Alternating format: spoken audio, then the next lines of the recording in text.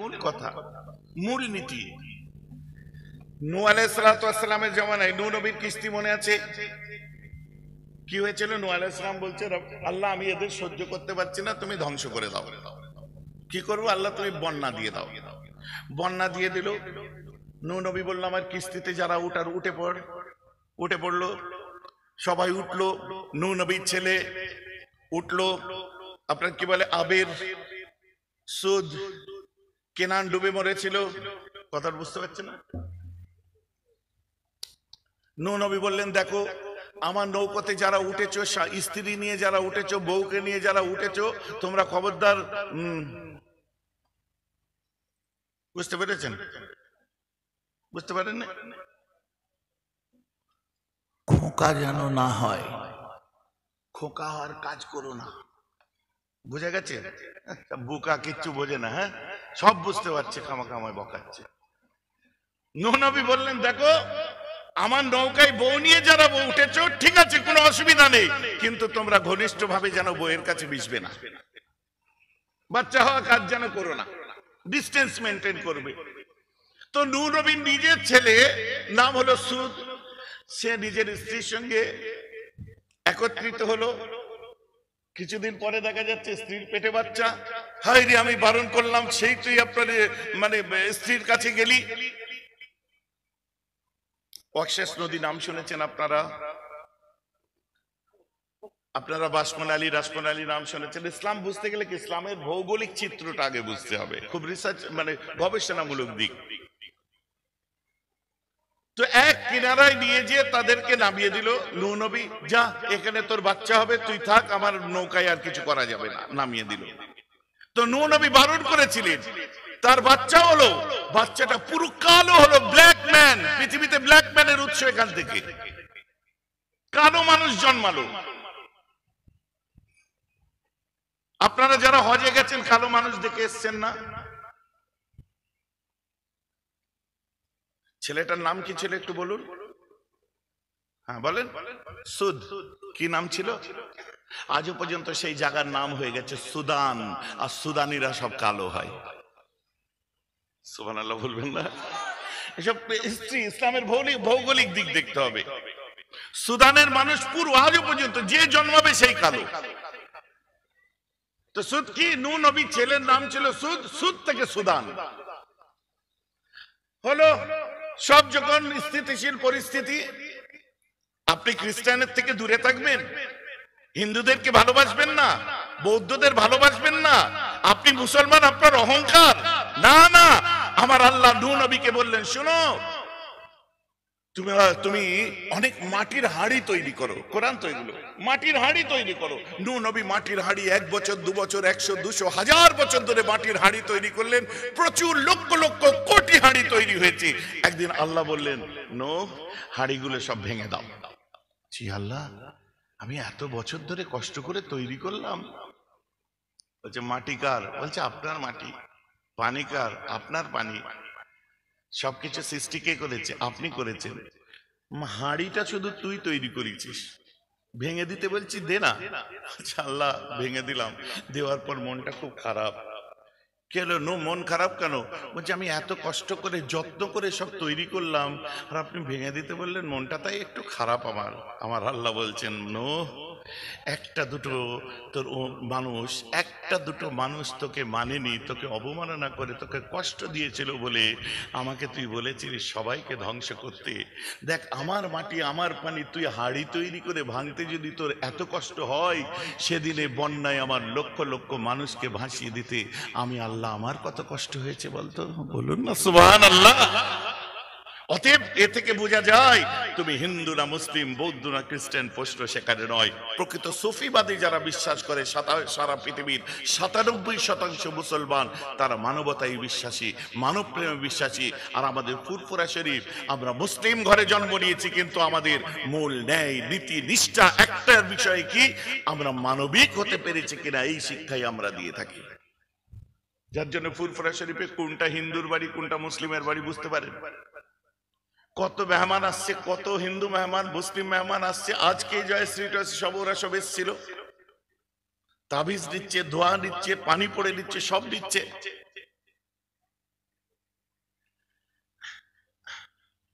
বাড়ি চলে যাচ্ছে, বাড়ি যাওয়ার পরে সে তার পুজো পাঠ করছে লাল সালুর বাংলায়। কেউ নারায়ণের ভক্ত, কেউ নারায়ণের ভক্ত, কেউ মা কালীর ভক্ত, কেউ মা দুর্গার ভক্ত। কথা বুঝতে পারছেন না? আর আমরা বাংলায় জন্ম নিয়েছি, বিবেকানন্দর বাংলা। আমি হুগলিতে জন্ম নিয়েছি, বাবা তারকনাথের মন্দির সেই হুগলিতে। আমার বাড়ি থেকে 8 কিলোমিটার দূরে চলে যান, সারদা মায়ের আতুর ঘর, রাজবল্লভী মন্দির, ব্যান্ডেল চার্চ, আবার মুজাদ্দেদে জামান দাদা হুজুরের রওজা মোবারক। সম্প্রীতির প্রতীক তো আমরাই। হুগলি থেকে আমরা তাই বার্তা দিই সব জায়গায় যে আমাদের বাংলা সম্প্রীতির বাংলা, চেনা বাংলা। অতএব আমাদেরকে ধর্ম শিখতে কোনো রাজ্যে যেতে হবে না।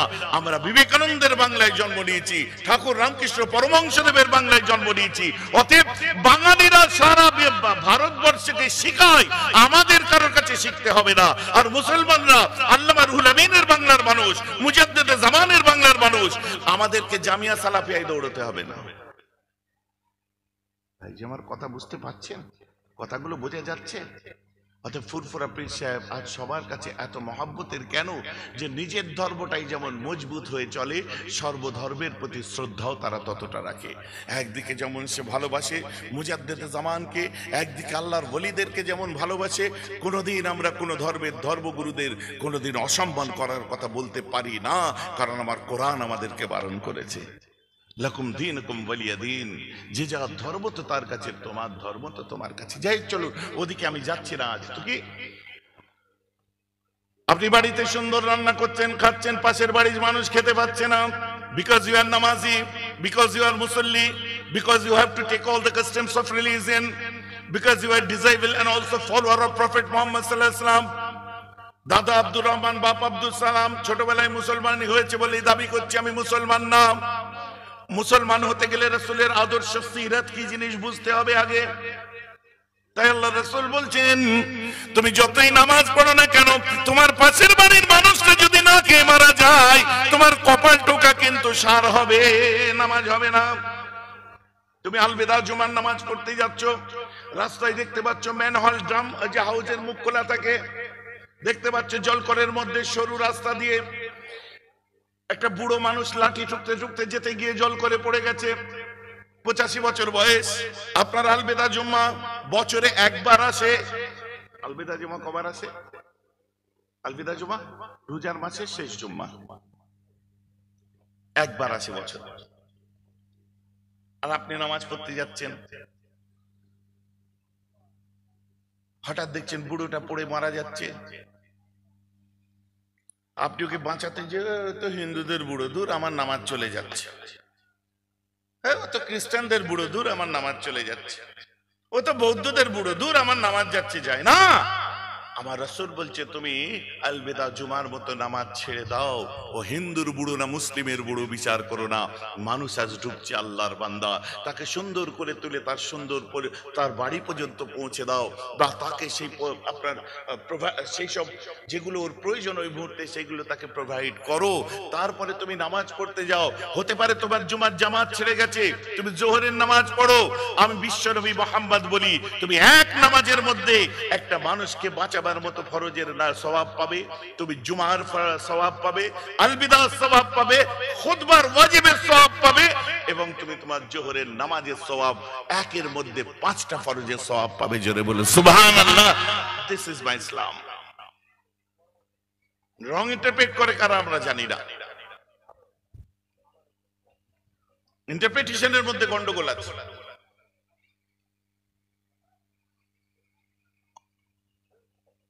ইসলাম কখনোই বলেনি মুসলমান মুসলমান করে সবসময় চিৎকার করো। ইসলাম শিক্ষা দেয় তুমি মানবতার প্রতীক হও, তুমি মানবিক হও, তোমার মধ্যে মূল্যবোধ ফিরে আসুক। তাই তো আপনারা মুজাদ্দেদে জামানকে ভালোবাসেন। তার কাজটাই তো ছিল এই লাইনে। তার কাজের মধ্যে দুটো পার্ট করে নিয়েছিলেন, একদিকে তাহফুজে দ্বীন, অপরদিকে খিদমতে খালকিল্লাহ, ধর্মের হেফাজত, অপরদিকে হচ্ছে মানবের সেবা, খালকের সেবা, মখলুকের সেবা। তার দুটো দিক ছিল। আমার মুসলমান, ওয়াহাফিজুল লিসানি, আপনি নামাজ পড়ছেন, রোজা রাখছেন, কিন্তু আপনার প্রকাশ ভঙ্গি, বচন ভঙ্গি, লেভেল অফ স্পিচ, মুখের ভাষা একদম ভালো না। কথা বুঝতে পারছেন? মেয়েরা বুজুর্গকে দেখে একদম সম্মানে গদগদ হয়ে গেলেন, খালি বেহরা হুজুরের গাড়িটা এখান থেকে পার হতে দেরি।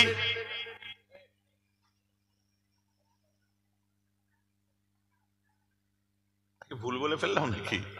আমি আমার দিয়ে বোঝাবার চেষ্টা করছি। সে তুমি যা বলোগে যাও, আমার ওতে কোনো আপত্তি নেই, আমার গুনাহ মাফ হবে। আর যার বিরুদ্ধে যে বলবে, আপনার গ্রামে যারা আপনার গীবত করবে, যার বিরুদ্ধে করবে তার গুনাহ মাফ হবে। আর আমি তো ওইসব শোনার আমার টাইমই নেই। তুই কোথাকার কে আমরা ভাতে দে, কত চায়ের দোকানে কত লোক কত কি বকলো, বুঝতে পারছেন না?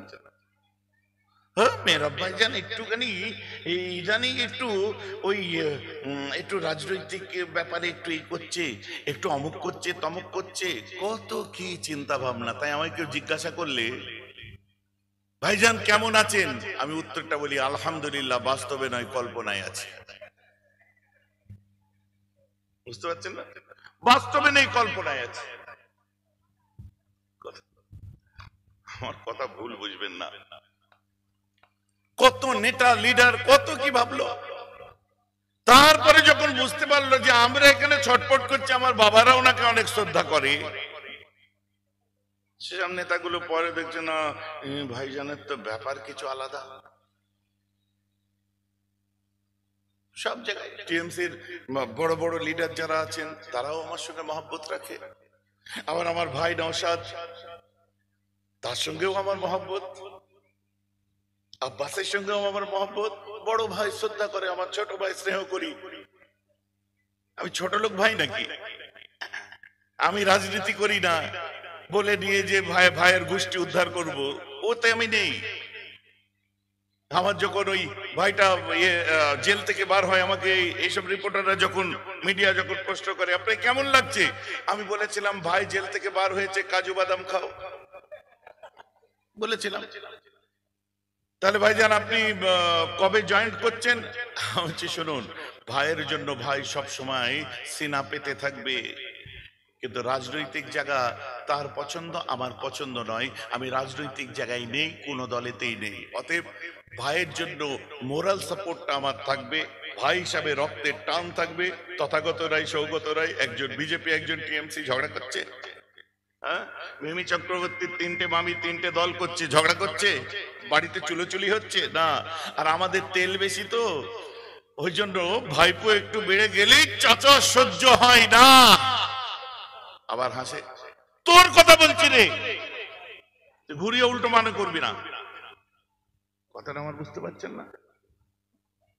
অতএব আমার কাছে যেমন জুনায়েদ, যেমন আব্বাস, যেমন মুত্তাকিম, যেমন নওশাদ, যেমন ইসহাক, আমার চাচতো ভাইরা যেমন আমার কাছে, সবাইকে আমি ভালোবাসি আমার ছোট ভাই।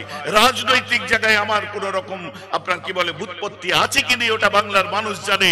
আমার স্ট্যান্ড পয়েন্ট পরিষ্কার করেছি, কারণ ওই চারানা চাল ভাজা কা চেল কোপাটি লিডারের কথা আমি শুনি না। রীতিমতো পড়াশোনা করে জগৎটা বুঝেছি, কোথায় কি কথা বলতে হয়। ইন্টারন্যাশনালি ওটা আমি বলি, আপনারা জানেন, শুধু ভারতের মধ্যে সীমাবদ্ধ নয়। অতএব কি করতে হবে, তোমার কাছে শিক্ষা নিয়ে আমায় বলতে হবে না, আমি আমারটা ভালো বুঝি। কথাটা বুঝতে পারছেন না? অতএব রাজনৈতিক জায়গা তৈরি করে যার যেটা ভালো লাগে, বাবা যে যেটা ভালো বুঝো, ন্যাড়া মাথায় ফুল গুজো, ওখানে আমার কিচ্ছু নেই। আমার সঙ্গে তোমার সম্পর্ক কখন আমি বলবো, যখন মুজাদ্দিদ জামানের সিলসিলার ব্যাপার আসবে, যখন শরীয়তের ব্যাপার আসবে, আমার তখন কাজ স্টার্ট হবে। যখন কোন রকম এই আহলে হাদিস থেকে আরম্ভ করে ওয়াহাবি থেকে আরম্ভ করে বিভিন্ন দল মত যখন মাথা চাড়া দিয়ে কিছু করবে, মাথা চাড়া দিয়ে কিছু করবে, তখন আমার গেম স্টার্ট হবে। পার্লামেন্টে কি হবে, সংসদে কি হবে, ওখানে ভোটে কি হবে, এখানে এই কি হবে, অমুকে কি হবে, ওখানে আমার কাজ নেই। বুঝতে পারছেন তো নাকি? ওখানে আমার কাজ নয়। আমার কাজ সিলসিলার ব্যাপার, ধর্মের ব্যাপার, দিনের ব্যাপার, কখন কোথায় কি ঘটছে। তারপরে না ভাইজান এরা আছে, এরা মানে আমার কাছে আমার ভাইরা যাবে না। আর আমার তো একটাই কথা বলা, তুমি মেহরাব সিদ্দিকীর মুরিদ তখনই হতে পারবে যখন মুজাদ্দেদ জামানের প্রত্যেকটা আওলাদকে ভালোবাসতে পারবে। তুমি মেহরাবকে তখনই ভালোবাসতে পারবে যখন আমার বাচ্চা আব্দুল জব্বার থেকে আরম্ভ করে নিয়ে আমার বড় ভাই জিয়াউদ্দিন সিদ্দিকী পর্যন্ত যখন ভালোবাসতে পারবে। তুমি ওই সময় আমায় ভালোবাসতে পারবে যখন আমার ছোট চাচা তাহের চাচাজি থেকে নিয়ে আরম্ভ করে বর্তমান আমার মেজ চাচাজি পর্যন্ত যখন মহব্বত রাখতে পারবে। কথাটা বুঝতে পারছেন না? আমি নিজে কেন, আমি সবাইকে মহব্বত রাখতে বলি।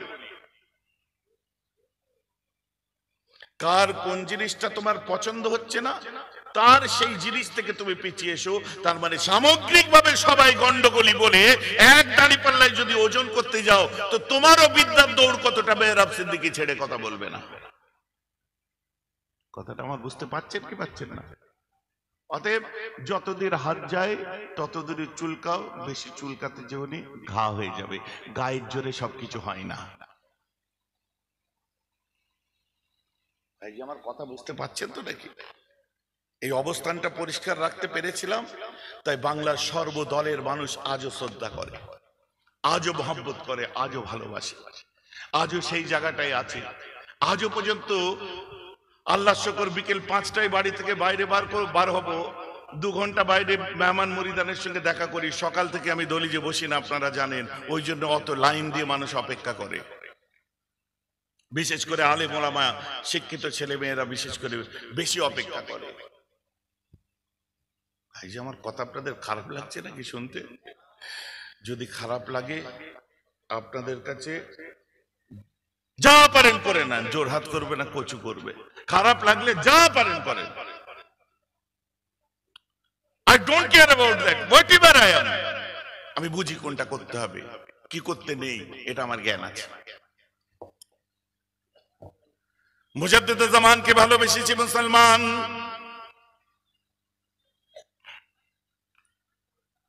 মুজাদ্দিদ জামান আমাদের কাছে দিয়ে গেছেন সেই রাস্তা, যে রাস্তা ধরে আমি চলতে পছন্দ করি। আমি আমার অবস্থানটা তাই আপনাদের সুন্দর করে বুঝিয়ে দিলাম।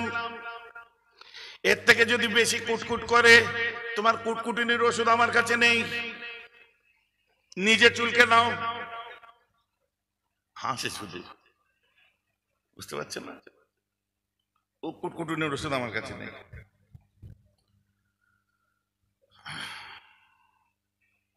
আবার চা আসছে, এটা সরিয়ে নাও, ফের এটা গরম করে বিলিয়ে দাও।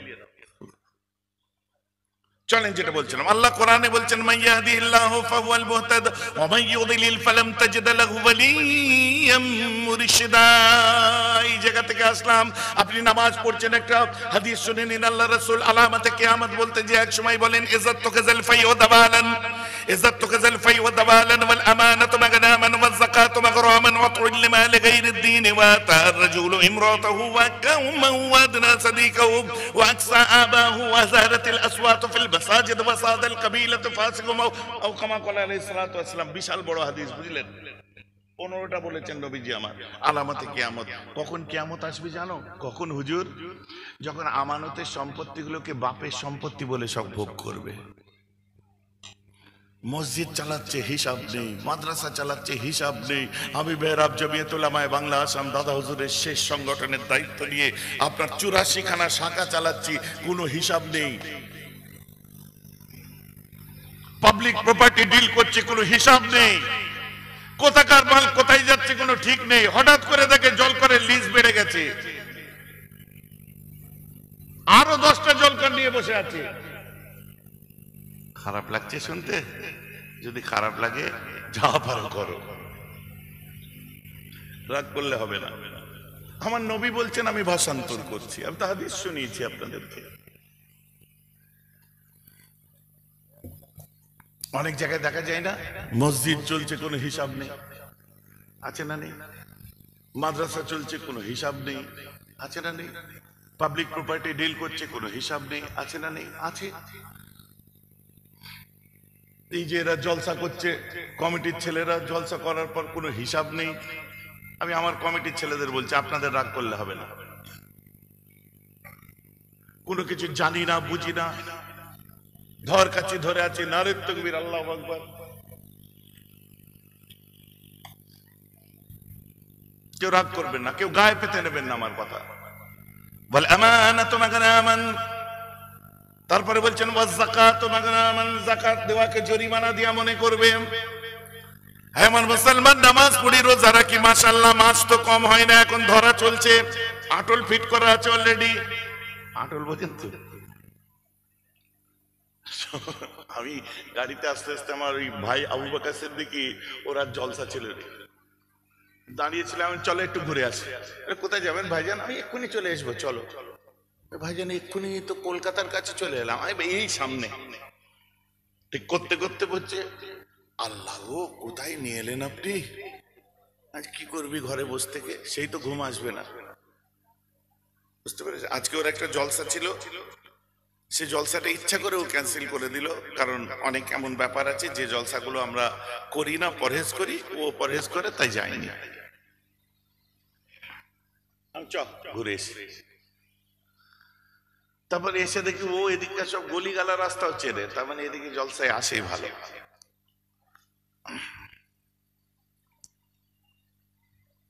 নামাজ পড়ছেন, রোজা রাখছেন, হজ করছেন, জাকাত দিচ্ছেন। তোকে আমি বলছিলাম আসার সময় যে জলসা তো আমি 12টায় শেষ করবো, মন তাকে উঠবে, কার কোথাও আটল ফিট করা আছে সেই ভেড়িওয়ালাকে ডাকবো, দিয়ে একবার গরমের সময় নামবো, যা হয় হবে। তো বললো ভাইজান পানিও বেশি না, 1 কোমরের মধ্যে পানি, জলকর এরিয়া, ভেড়ি এরিয়া, তো কোথায় কোথায় আটল ফিট করা আছে সব চেক করতে করতে যাবো এখন। ভেড়িওয়ালারা সাবধান, ডাকাত ঢুকেছে গ্রামে।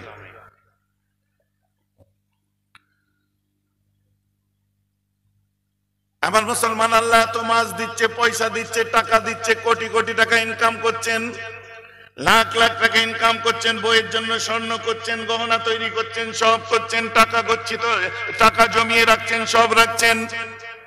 আপনাদের যদি আমি জিজ্ঞাসা করি এবছরে আপনাদের যাকাত কত টাকা হয়েছে, আমাকে পার্টিকুলার হিসাবটা একটু বলুন। 100 জনের মধ্যে 90 জন জানেই না ক টাকা যাকাত হয়। ঠিক বললাম না ভুল বললাম? এতগুলো মানুষের মধ্যে যাদের জাকাত নিয়ে আলাদা ব্যাপার, যাদের জাকাত ফরজ হয়ে গেছে সে নিজেও জানে না যে আমার ফরজ হয়ে গেছে, সে মনে করে যে আমি এখনো গরিব আছি, সে মনে করে যে এখনো সে আগের মতো আমি আছি। না, মেঘে মেঘে বেলা হয়ে গেছে, মাটির বাড়ি থেকে পাকা বাড়ি হয়েছে, 1 তলা থেকে 2 তলা হয়েছে, সাইকেল থেকে বাইক হয়েছে, এখন মাশাআল্লাহ গাড়িও হচ্ছে। এক পেড়ো শাড়ি পরতো বউ, এখন দামি দামি বেনারসিও পর্যন্ত পড়ছে। আগে কেনা মাল পরে গলায় ঝুলাতো, এখন স্বর্ণের তৈরি হয়ে গেছে। কি গো, কথা ঠিক বলছি না ভুল বলছি? তো জাকাতটাকে তোমার আব্বা দেবে? বাপ বলিনি, কিন্তু আমি আব্বা বলেছি। জাকাতটা তোমার আব্বা দেবে? তো 100 জনের মধ্যে 90 জন জানেই না তার কত টাকা জাকাত হয়, আর 10 জন জানেন আপনারা যারা দেন। পরিসংখ্যান মিলিয়ে নেন। আল্লাহ রাসূল বলছেন নামাজ পড়ে জান্নাতে যাবে, হবেই না, তুমি হেদায়েতে পাওনি। ওয়াতার রাজুলু ইমরাতাহু, আর বেশি দূরে যাব না, খালি দুটো জিনিস একটু বুঝিয়ে দিলাম। একটা মানুষ দুটো জিনিসের সমন্বয়ে, আল্লাহ আমাদের সৃষ্টি করলেন কিভাবে? বিসমিল্লাহির রহমানির রহিম। সুম্মা খলাকনান নুতফাতা আলাকাতান ফাখলাকনাল আলাকাতা মুদগাতান ফাখলাকনাল মুদগাতা ইযামান ফাকাসাইনাল ইযামা লাহমা। কোরআন তো। সুম্মা খলাকনাল নুতফাতা আলাকাতান, আল্লাহ নুতফাকে সৃষ্টি করলেন, ওটা থেকে আলাকা হলো, আলাকা থেকে মুদগা হলো, মুদগার মধ্যে হাড্ডি দিলেন, এই হাড্ডি আবার উপর থেকে আল্লাহ কি করলেন? ফাকাসাইনাল ইযামা রাহমা, তারপরে হাড্ডিটাকে একটা গোস্তের আবরণ বা চামড়া দিয়ে ঢেকে দিলেন। কারা? আমরা জন্মালাম। কিন্তু আপনি ভুলে যাচ্ছেন কেন? ওর মধ্যে একটা জিনিস দিয়েছে যেটা মায়ের পেটে বেরিয়ে গেলে কেউ বুঝতেই পারতো না, ওটার নাম হলো স্পিরিট। ইংরেজিতে বলে স্পিরিট, বাংলায় কেউ বলে আত্মা, কিন্তু আমাদের ভাষা হলো ওটা রূহ। তাহলে একটা মানুষ কটা জিনিসের সমন্বয়? বুঝুন, ওয়াজ বুঝুন, বুঝতে পারছেন তো সব? একটা মানুষ কটা জিনিসের সমন্বয়? একটা দেহ, আর দ্বিতীয়টা হলো আত্মা, রূহ। রূহ আছে, দেহ নেই। হঠাৎ খুশবু পেলেন, ভয় পেয়ে গেছে। আমি ওই দিক দিয়ে যখন ঘুরে আসছিলাম না, নাকে একটা কিরকম খুশবু এলো, তারপর থেকে কিরকম ঘুম ঘুম ভাব লাগছে। কোন আত্মার খুশবু পেয়েছিলে? বুঝতে পারছেন না?